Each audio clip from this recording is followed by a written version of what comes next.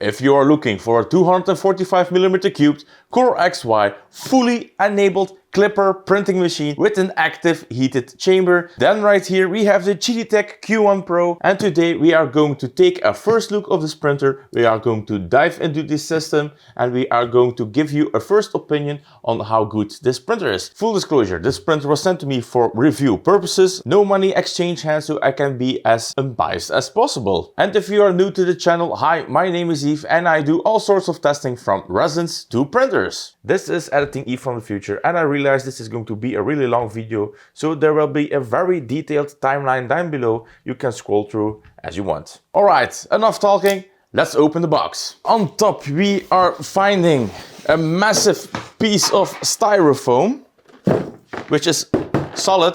If you are going to give this a smack, then this will destroy the styrofoam and we lose the insulation from the printer to the outside of the box. But this is nice and thick, so I think you will be fine. This box is dented in a few places, so we will find out soon if the packaging was up to snuff. The first thing we can find, a quick start guide. Then we have a scraping tool. We have a USB. This comes with the glue stick. This is going to be the second part of the spool holder. We get a little bag of PLA Rapido Black 20 grams. So you're going to print absolutely jack all with this. Our crappy flathead screwdriver. Then we have our little bag of tools. We have something, I think this is to clear out your nozzle. We have 4 pads with squishy material. And then we have our other tools to assemble the printer.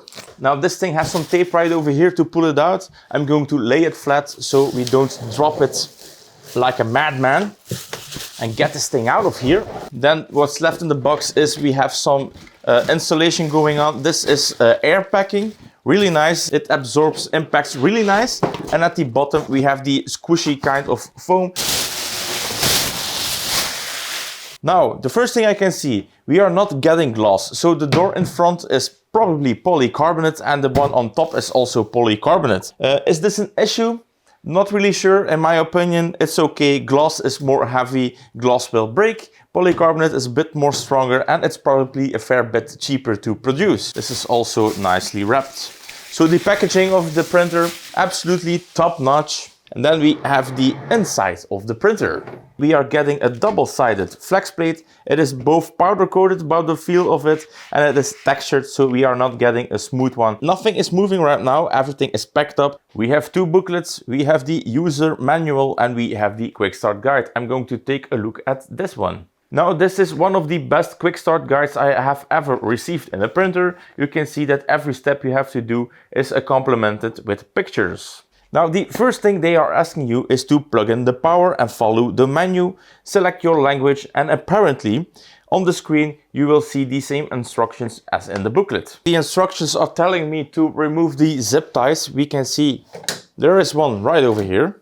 There are a few right over here. The print head still is moving, so I think we will have to remove all of these. Those were the 4 zip ties and we have our first movements of the print head. Then the print head is wrapped around with some cardboard.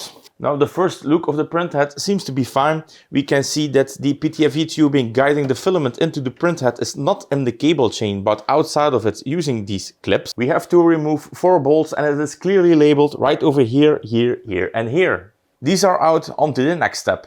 Now we need to plug in the printer because underneath the bed there seems to be a piece of foam.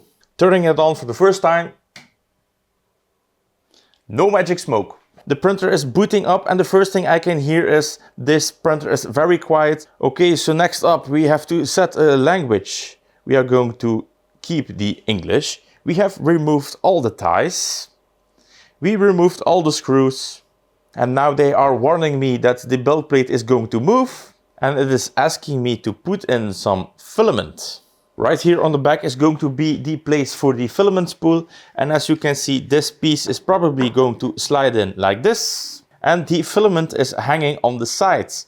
Now this is a very interesting design. Normally, or you mount the spools on the side this way or on the back like this. This is the first time I'm seeing the spools sticking out on the side. Not really sure if I'm a fan of this mounting solution, so let me know down below what you think about this mounting solution. Mounting it is very easy. You put it in like this and you slide it downwards. And now you have your spool holder. For testing purposes and because I want some more filament to do testing, we are going to use this QIDI Hyper PLA white. Hyper PLA is Hyper PLA and is basically just faster melting filament. Alright, so one thing I can already see is that there is some kind of a quick connect on this PTFE tube. This is going to be very handy if you are placing a filament dryer right over here. You can directly hook it up and just use this quick connector to connect your filament dryer to the printer. Very nice detail, by the way. And now it is asking us to set a temperature. I'm going to set it at 220 degrees. And while we are waiting, we can already see that this printer is jam-packed full of warning stickers. So this one is saying that this is a printer for 220 volts. They are giving you warnings right at the bottom how to use the door system. So if you're using PLA or PETG, they are asking you to open the door and remove the lid. And then the last sticker is that you have to lubricate the x-axis. And we can see right here, they are using copper graphite bushings. We have reached the temperature, so we are going to continue. And now in the last step, the printer is asking you to push on the filament while it is extruding. We are going to do that right now.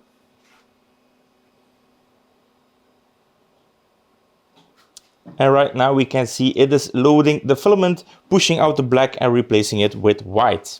We can still see that right here in the back is still some tape on some cover, so I'm going to remove this one. Now what is really interesting, removing this thing, we can see that this thing has some kind of a brush on it, and this container is underneath the brush. So if I have to do an educated guess, this printer is going to purge the nozzle into this bucket, then it's going to wipe it right over here, and then it's probably going to do the initial printing without a purge line. We can already see the active heating. Right here in the corner is a PTC heater. This is going to heat up the full enclosure. So this is going to come in really nice. If you are printing ABS, I love printing with ABS and high temp filaments. So this is already very good. And on the other side, we can see a massive fan. This is going to come in handy if you are printing with PLA. Right here in this corner, we can see a camera. This has a plastic cover on it. So I'm going to remove it like this. Removing the flex plate is really easy. We don't have notches up top. We do have a little lip right over here.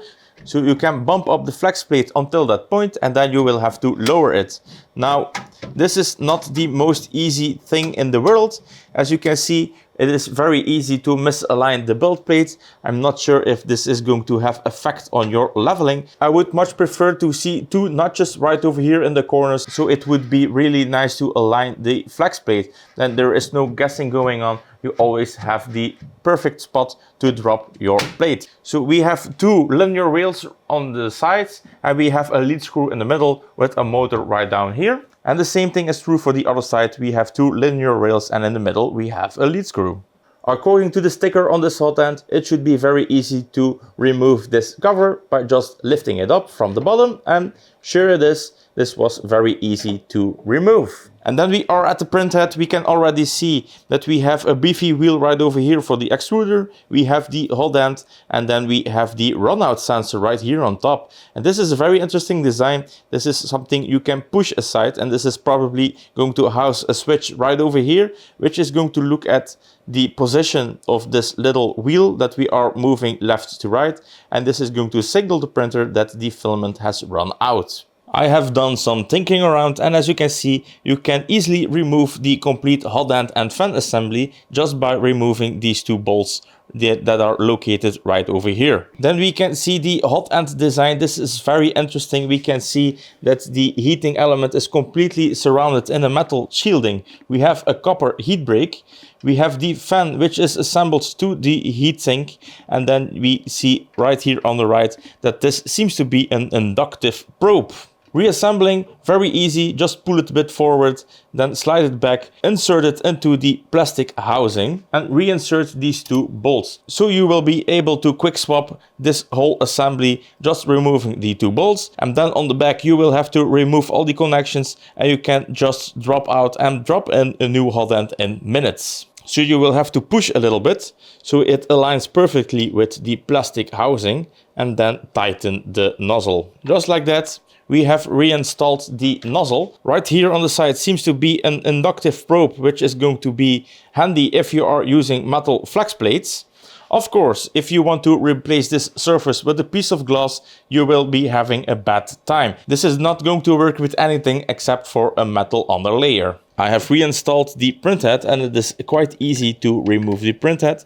Not sure if this is going to be a problem or not in the future, because I have seen pictures from other magnetic faceplates that are just getting yanked off because of a failed print. But yeah, time will tell if this is going to be a problem or not.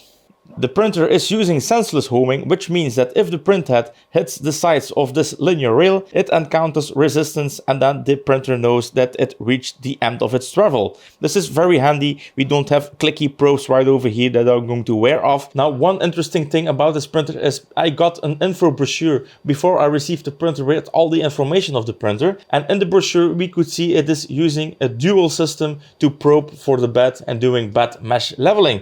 Now, we can already see we have a probe right there in the corner, so I assume that there is also going to be a load cell into the bed that is going to look for nozzle probing to do the more fine calibration instead of the inductive probing. The heat bed is surrounded with plastic rim, and where we put it down we can see that there is a fairly thick aluminum plate, and on top we have the magnet.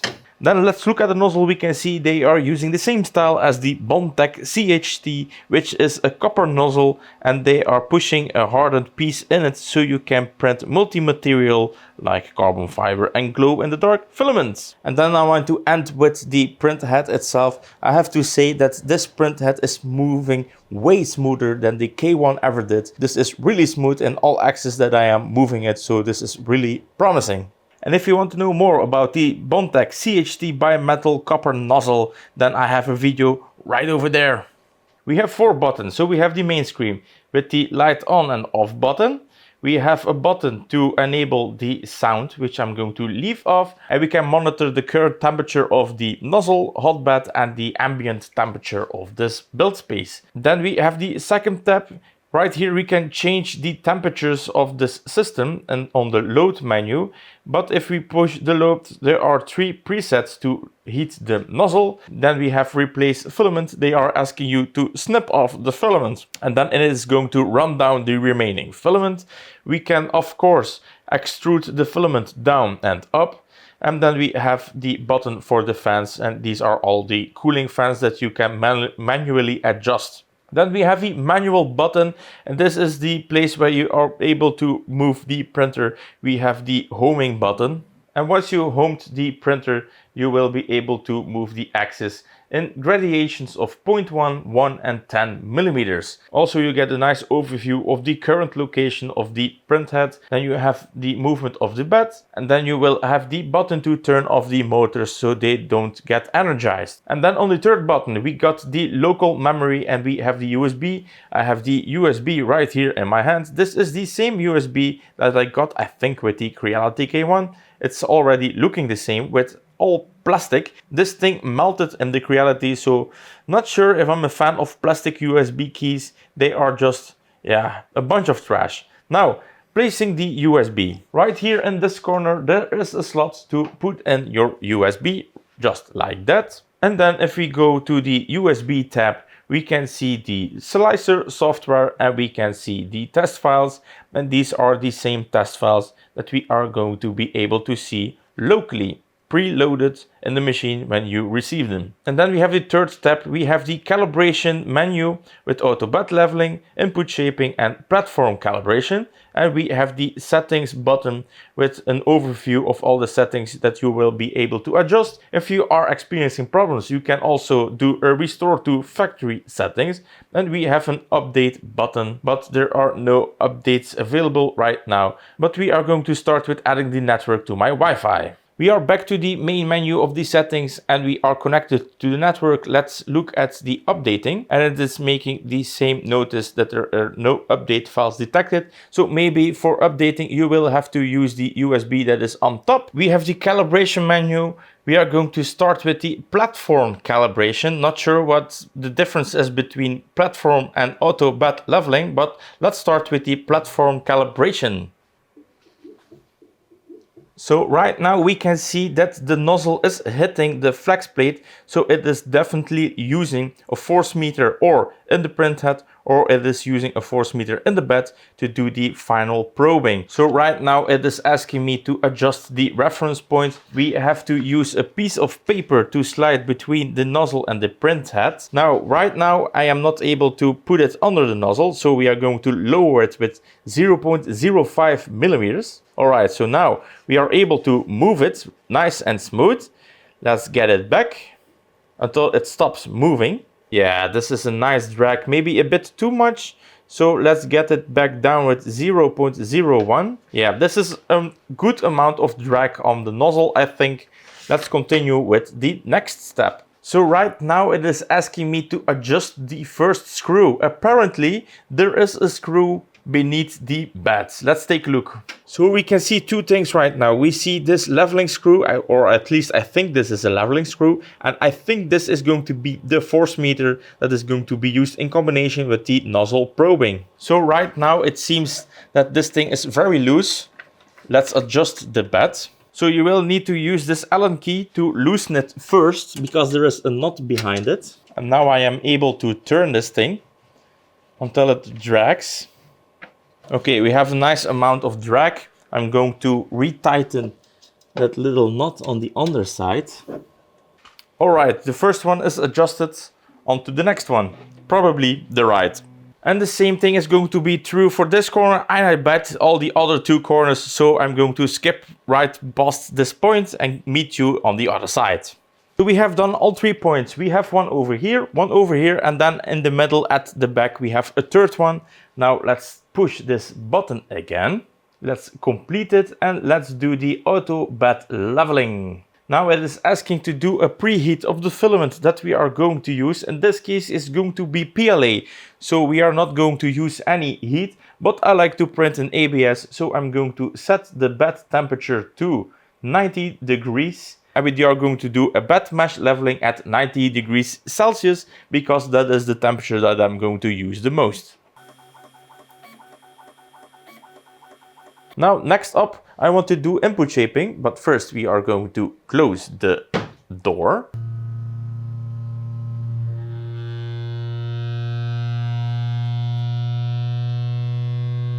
And also the same after the input shaping calibration, we don't get to see what it actually did. Probably in the slicer, yes, but on the screen it doesn't. Okay, so all the calibration is done. We have done everything to make sure that we are going to get a first official, successful, hopefully, print.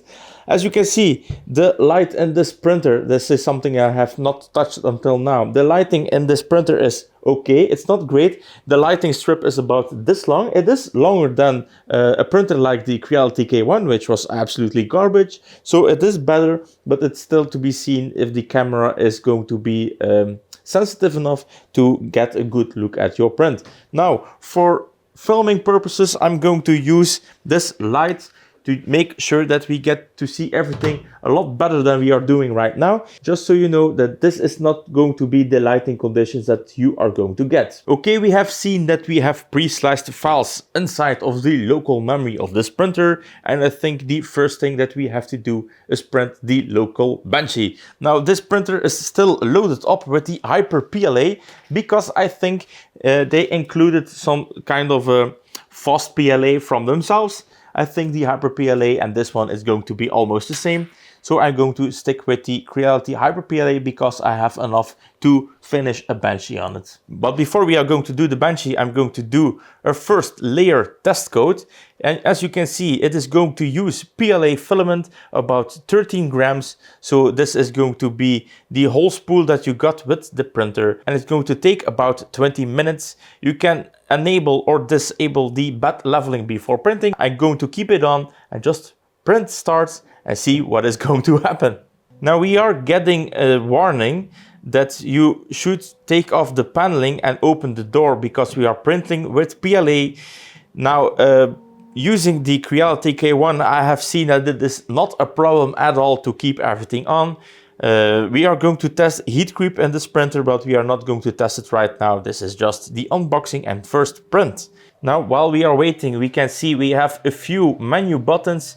We got all the fans right over here that we can adjust. We have a pause button and then we have a button right over here. So we have the Z offset right over here. We have the print speed and then I think this is going to be the layer width. Not sure why you would change that, but hey, it's here. So now it's doing the animation of wiping the nozzle over that thing. I think it's moving quite a lot. It doesn't feel very sturdy, but hey, if it works, I don't care. We will see how long it will last before it breaks.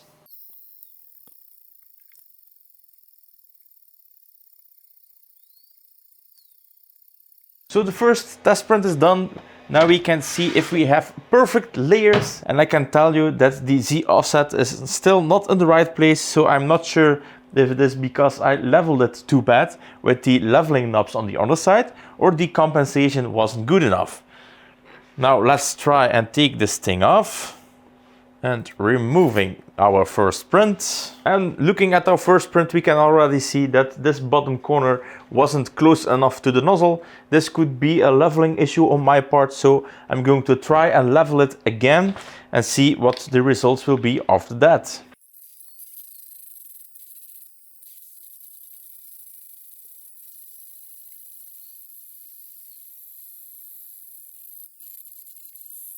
And right there, in just 21 minutes, we have our first benchy printed in Hyper PLA from QIDI. Okay, now let's try and have a look. And I have to say that the print quality is actually pretty decent. We don't have any problems on this part of the boat. Now, that being said, this was a really slow benchy comparing to what the benchy on the QIDI Q1 printed out to. So yeah, take that as it is. So the printing speeds were a bit slower, but we can already tell that even here the first layer is absolutely perfect, and then right here on top or right over there I don't see any signs of under extrusion. The only thing I could see of a defect is right here. This little part didn't made it all the way.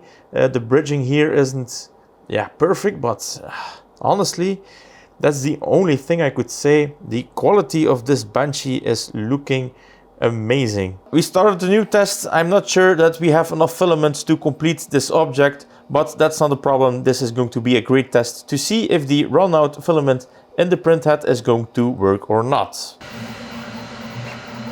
Several days later. We are a few days later and we ended up with a failed runout sensor, not knowing that the filament was ran out. So I have done some digging around in the firmware and there were no obvious signs that there was something wrong. I could, however, in the menu enable the sensor, so I did that. And after a reboot, it just turned off right again, so the next print also failed. I did it again, I did it a few more times, and now it is consistently working. Great! I only had to do it a few times, and now it's finally remembering that it has to enable the filament runout sensor. The interesting thing about this sensor is that looking at the config, they are using what they call a Hall filament sensor, and basically this is a smart sensor that is able to read the diameter of the filament. So for instance, if you are starting a print, you will see in the command lines that the filament, like the carbon nylon that is on the spool right now, that had a 1.74 millimeters of a diameter, and the TPU one that I threw on here was about 1.6 millimeters. The good thing about that sensor is that they can program in the config how big the diameter has to be, so they can set a minimum of diameter and they can set an outer maximum. But sadly enough, that is not the only thing I was able to discover that was problematic on this printer. I'm going to tell you right now. First of all, I want to start with saying that this printer is targeted at the new people, which means that if you are starting with a hobby and this is the first time you are going to use a printer, then this is the printer for you. Or at least that is what they want you to believe. They are also targeting the print farms and obviously the more inclined people that are able to dive into the firmware, do all kinds of changes and all of that. So this printer really is meant to be for everybody.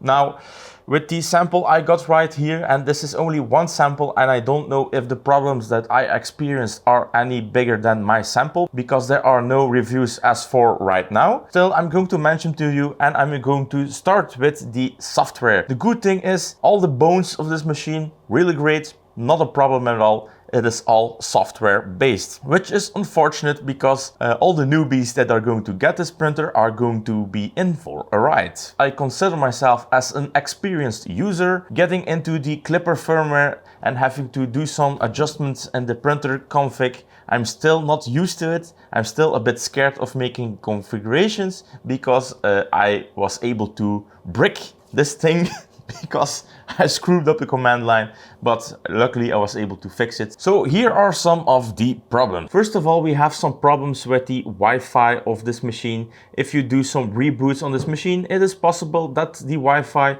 the IP address that is saved on this machine, starts to change to something that I have never seen before, even making no sense at all, showing up my hotspot twice, having to re-enter everything. But I have found right now that if you are experiencing problems trying to connect the QIDI slicer to the printer, that a simple reboot of the printer and the slicer is enough to get a normal connection after that. Then I have tested the print resume. I have pulled the cord on this machine to trigger the print resume and it totally failed. It tried to start and as soon as it had to print, it just gave me a warning and it absolutely failed. So the print resume not working right now. It could be that it is working sometimes, but the first time that I printed was a lost print. And if you are printing with some very expensive filament, like the carbon fiber nylon that is on the printer right now, and you are 500 grams deep, which is about 50 bucks, yeah, not good.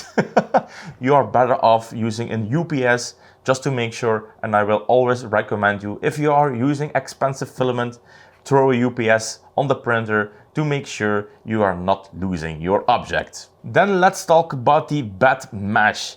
The meshing of this machine is in two stages. So in the first stage, you will have to do a manual leveling. So you will go through the menus on this machine to turn some knobs with a sheet of paper to get some resistance. And after that, it will do the fine mesh bed leveling. Now I have found that the mesh bed leveling is working, so you can see the build plate compensating for the height differences. However, I have done some test prints just doing a full build plate and there are still some gaps between the layers.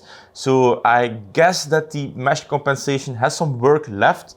The workaround I found was to print very hot on the filament so it oozes a bit more, so it flows a bit more, and thus covering those gaps and still getting a good first layer. Also, if I'm looking at the mesh, it looks like my bed is a little bit bowed like that. Not sure if that is the problem, but yeah, I can only share what I am experiencing right now. Then we have the interface of the screen right here.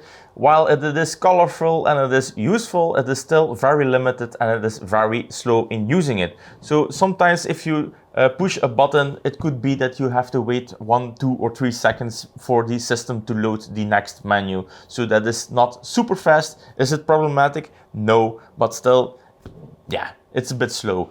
Now, the configurability of the screen is not that great. You have some basic things that you can adjust right here, and I have seen that you can do more adjustments on the X-Max 3. I think because they want this to be a beginner-friendly printer, they have removed all that functionality from the screen because you can do it all on the QIDI slicer. But still, it would be great to have some kind of a clipper interface over here to get all the stuff you want on that screen, but it is usable, a bit slow. Yeah, take it as you want. Then we have a purging routine. So first of all, before this system is going to do a bed mesh, then it is going to purge some of the filament in that white box, and the back is going to clean it on that roller, and then it's going to clean it on that pad. By the way, now I know why those pads are included. Those are going to be for your nozzle wiping. Now that is all good and dandy. The cleaning works perfectly great, and I had to say, at the beginning, I had my doubts about the mechanism in this printer. It felt really janky, it's really loose and wobbly, but I think that is on purpose because you are striking it with a very hard nozzle, and I think you are better off with a system that is a bit sloppy, so it gives a little bit instead of just diving into that foam or felt pad. So yeah, it felt janky, but at the end I have seen it work and it works fine. Now the annoying thing about the purging system is it purges once. So before the bed mesh leveling. After that it's going to park in the left front corner and then it is starting to heat up. Now, if you are using filaments like a TPU or a nylon, those filaments have the tendency to start drooping like crazy. So once they are reaching the set temperature, the complete nozzle runs out on your bed and then it drags it around until it does its final purging line before it starts to print. So why they don't park the head above the bin, I have no clue. They have a filament waste bin. So if the nozzle is oozing anyway, maybe this could be a setting in the slicer that you could enable it on a TPU or for instance a PETG, because a PETG also likes to ooze. Maybe that should be a slicer setting they need to add, that you can select the filament you want to park in the back when it's heating up before it's doing the purge on the bed. I think it should be an option. Then we have the heated bed. The heated bed works fine. We can reach temperatures of 120 degrees Celsius. I have printed this carbon fiber nylon on 120 degrees bed. Works fine, not a problem at all. The only problem I see is I'm not sure because it takes so long to heat up. I am thinking this is a DC heated bed, so it's not using AC power. It's a bit on the slow side. So if you're going to heat up the bed from ambient temperatures, meaning 20 degrees to 120 degrees Celsius, you are going to be waiting more than 10 minutes for this whole bed to heat up. This is not a problem. This is just something I want to give you guys. I think this is a DC heated bed and that's why it's going to be a bit slower. I could also see that it is using a PCB heater pad. It's not silicone. From the looks, it doesn't look like a silicone pad.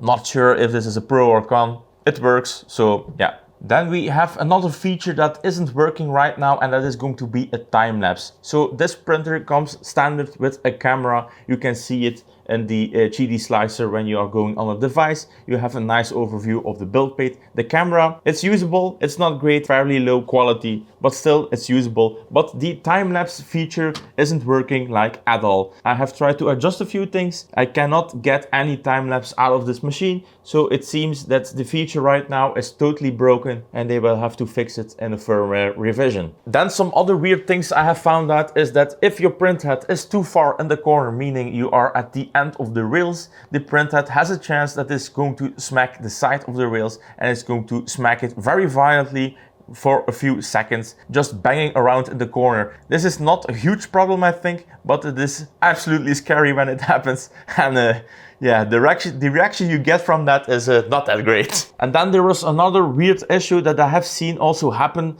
on other printers from QIDI, and that it is if you are using fluid to do the bed mesh leveling, the nozzle is going to dig in your bed and it's going to start smacking everything inside. So it is really a bad time using the bed mesh. I have found that if you lower the bed low enough, so it has time to travel and look for, I think it's going to be the probe, then it works fine. But if you are very close to the bed and then you are going to trigger a bed mesh leveling, your nozzle is going to jam into your flex plate and it's going to be a very bad time. And I'm very lucky I don't have a bent hot end. So those were the problems I encountered the last few days. They are not deal breaking right now, but they are minor concerns.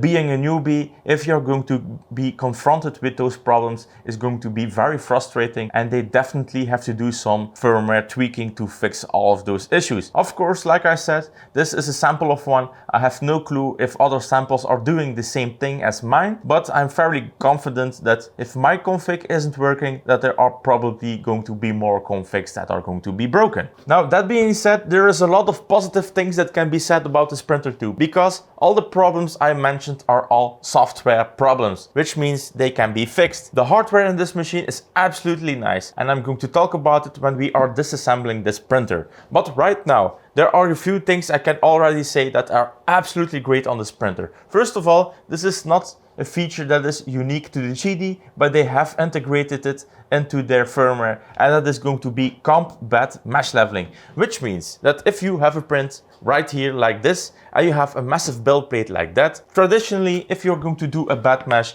it is going to be looking for the mesh on the complete build plate. But with the camp bed mesh leveling, and you have only this object, it is going to measure just around the object. So it's going to measure a very small percentage of the build plate, just enough that this object fits on it, which means that you get way faster bed mesh leveling and it's going to be a little bit more precise, I have the opinion, because all the bed mesh levels that came out of that are all nice and flat and we have no layer gaps. The nozzle cleaning contraption that is inside of here was very weird looking at it at first, but it works fine. You always have a clean nozzle. The print quality is absolutely excellent and I'm going to show you what I have printed so far. So first of all, we have the obviously PLA, and this is going to be the QIDI Hyper PLA. It all printed super fast and I'm going to get with you for a close-up. So this has been printed with the QIDI Hyper PLA and we can see that the base is nice and flat. We don't have any layer gaps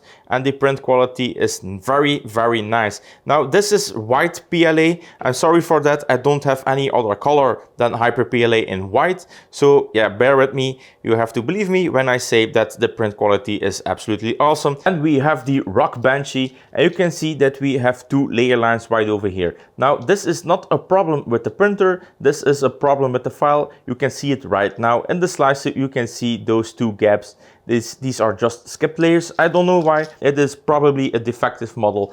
And to confirm that this printer is absolutely doing fine, I have printed one of these toasters, torture toasters, I think from Clockworks. So we have the spinny thing right over here that works. So we can open and close it. I was able to release this tab.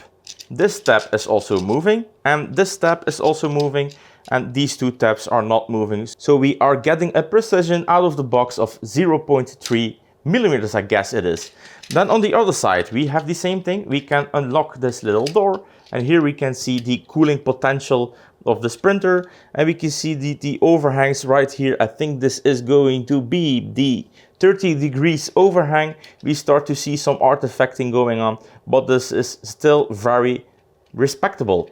Then we have obviously the toaster function and yeah, this came out great. There are absolutely no issues with this model. This is just a perfect print and I'm seeing absolutely no problems at all with layer qualities. We also have tested ABS and also right here it is absolutely working fine. We can open the door and we can see that we almost have the same overhang results of the QIDI PLA, which is absolutely great because on this model we didn't use the auxiliary fan. Now also the toaster function is working great. We have a little toaster thing right over here. When we turn it around, the door is also working. Everything is nice and smooth and we are able to do the last three tabs. These are moving freely and again the 0.2 and the 0.1 are not releasing, but still we have an amazing looking print. So the ABS was printed with ESUN and now we have another filament from ESUN and this is going to be their PETG. So the PETG also working fine. This little door mechanism is just working great. And we can also see that the overhangs seems to be all in good order. When we turn it around, we can see that also this wheel is nice and turning and we were able to free the same three tabs and these two are stuck. So we are seeing consistent results. Then just judging from the outside, we can see that even at the print speeds we reached right now, which is about 200 plus millimeters a second, this is a very respectable result and we have no layer gaps to be seen in any of these toasters. And also the toasting function is working just fine. Then we have the carbon fiber nylon also from ESUN. Also this printed perfectly. The only issue I had with it is it didn't stick well enough to the build plate. So I had to use a brim, which you can see right here. There's still stuff sticking inside from the brim. So while I was able to free out the toaster, so these things are working, I have broken the handle, so we are not able to use the toast function. But still, we were able to release those two mechanisms. It's a bit tight, but it is working. And when we are looking inside, we can see that the carbon fiber nylon is struggling at the 30-degree mark. But still, we have such a beautiful carbon fiber print. It's absolutely amazing. Then we have the tabs inside. These are all welded to the sides. So this filament is absolutely going to benefit from filament tuning. And this is probably the best print I have ever seen from the carbon fiber nylon. And then we have this red thing right over here. So you could also say this is nothing special really, but if I tell you that this is printed in TPU, would you believe me? And do you believe me now? Yeah, so this has been printed in TPU, which is, to be fair, really crazy. TPU is such a hard material to print. We can obviously see some stringing, so we would benefit from some filament tuning, but still, this whole mechanism is just freaking working. Then we have this little door. Even this little door is turning. We can see that the overhangs, even though the last two things right over here are struggling, this is just typical on TPU. I just find it amazing that this thing is just actually working. Then we have the other side. We can move this tab, we can move this one, and we can move this one. And these two are also welded to the sides. But just thinking about it, this is printed in TPU. This is just mind-blowing that this just came out as it is. So for these objects, I have used the presets that were in the slicer. The only thing that I have done is change the upper limit of the volumetric flow. So for the TPU, I have raised it actually. It was at 5 cubic millimeters and I have upped it, I think it was to about 8. And then the rest I have raised to 25 cubic millimeters. So yeah, this printer is absolutely fast. We can see almost 0 defects. I cannot see any kind of VFA artifacting going on. And if there is going to be VFA artifacting, it is so faint that it is absolutely not an issue at all. So right now we can already see that you are virtually able to print anything that you want, and that in super high quality. And I have to say, comparing it with the QIDI K1, that the motion system in the QIDI is a lot smoother. So to give you a comparison, if you move the print head of the QIDI K1, you can feel resistance. Not always. That's the weird thing. So you're moving and then at a certain point you feel some binding going on. This is absolutely not an issue on the QIDI. This is smooth from one side to another and you can virtually feel no resistance, and it is actually easier to move than it is on the QIDI K1. So the motion system in here is absolutely great. And then another thing I want to mention is there is a PTC heater right in here, and the PTC heater is absolutely working great. So if you are heating the bed to 100 and 120 C, you are very easily able to get an enclosure temperature of 55 degrees C. So I have set it at 55 with a bed of 100, and it took about 11 or 12 minutes, including the bed mesh, to start, which is fine. You can preheat it while you are slicing your object, so I don't think this is a real issue, and I think that the slow and even heating is going to be better than just smacking some power onto the heated bed and then causing some warping, potentially. Alright, we have done enough talking. I'm going to clear the table and we are going to get a look inside and see what we are working with. So first of all, I'm going to remove the cover, which is nice and easily. It is just magnetic and it snaps off just like that. This is also one of the weird things, that if you're going to remove the cover, it is going to dangle on these power cords. I'm not a big fan of this. If you are going to be a bit too violent, then you will probably break a wire and then you will have to do some soldering. And from what I have read, we don't have to hold on to this heat brake. The heat brake is secured with those screws and we should be able to do this one-handed. And it is fairly easy to break it with just one hand. So one thing I failed to mention before is that this printer is super quiet. This printer right now is using its auxiliary fan at 100% and the fan on the print head at 100%. And then we have the case fan.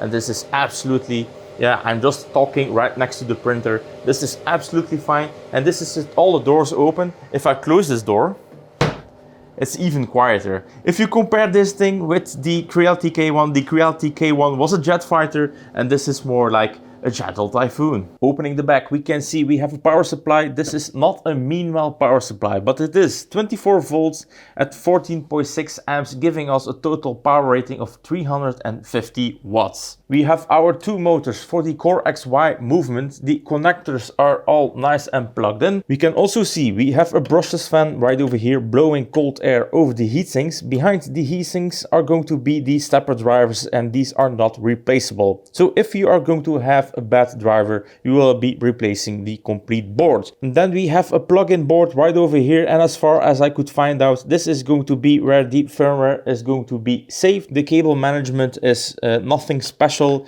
We have some cable ties here and there. This cable is a bit loose. This could actually have maybe another zip tie right over here for the rattling from this cable. but at the first looks, this is a very simple setup. What I can also see is that this thing is not housing the typical things you need for an AC heated bed, so I'm pretty sure that they are using the power supply to heat up the bed and the nozzle. They are using a metal frame.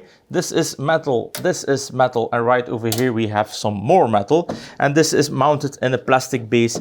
Right here is no metal, so they are only using metal in this brace, and this brace. The metal they are using is not conventional, so they are not using extruded profiles like they are doing in most of the Chinese knockoffs. They are using stamped steel. Stamped steel can be very strong. Look at the car door. The creases in the car door are specifically engineered to give them more strength. So these profiles in stamped steel are going to be way cheaper to manufacture, but you are still having a very rigid frame. We can definitely see some cost savings. We have a power supply I never heard before. We have a stamped steel frame, and these belts are not genuine Gates belts. They are from a Chinese company. I'm going to name it right over here. I have no clue what their reputation is of belts, but we can definitely see that they have done some cost savings. Now let's look at the bed motion system. Looking at the bottom, we can see we have two stepper motors running the bed up and down, and we also see in the calibration that you can calibrate for tilt, and that probably synchronizes the motors so they are on the same level. We can also see we have a high voltage box right over here, and this is connected to the power supply, and this is running to the heated bed. So I'm pretty convinced that the power supply is connected to this box, heating the build plate. I am not sure. They are saying high voltage inside, so maybe they are using a boost converter to provide more voltage to the heated bed. Not sure why they would do that, but this is just me rambling. I have no clue what I'm saying right now. And as you can see, they are not using any stamped steel framing around the bottom. They are using a thick shell of a plastic, and they have bolted the stamped steel on this plastic. Opening up the side panel, we can see a PTC heater sitting right here. This is going to be very good if you are going to print filaments like ASA and ABS. And again, we have a steel frame right over here. Here we have one supporting right over there, and we have a steel frame right over there. Now, one thing I want to mention is that they are using a lot of plastic, and the plastic on the outside is not that of a high quality. It is fine, it is nothing special. But what is really cool to see is that the plastic parts that are needed to have a stable performance, like here, the blocks where the bearings and the eyelets are not just plastic. It feels like they are reinforced with glass fiber, giving them great stability for heat and all of that. So it is really great to see that all the blocks that are used for the motion system are made of some glass-filled plastic. I think is going to be ABS. So really great to see. Now I'm going to throw everything back together, and I'm going to give you my conclusion. The printer is back together, and we can see that there is definitely some cost savings going on. We don't get the belt gates. The stepper motors that they use for the Z-axis are from a brand I never heard before, just like the PSU, but luckily the motion system seems to be from a very high quality. Everything that needs to be really solid is made from a glass-filled plastic. The rails are hollowed. Not sure if that's a pro or a con. They are claiming that it is a weight saving, so they get faster movement. We will see what the future will hold. Like I said, this is not a review. This was just an unboxing with some first prints. So we could definitely see that this printer still has some problems with it, but it is mainly software. We can see that everything else, even the flex plate, I didn't mention the flex plate, but the flex plate is actually really high quality. It's a double-sided textured plate.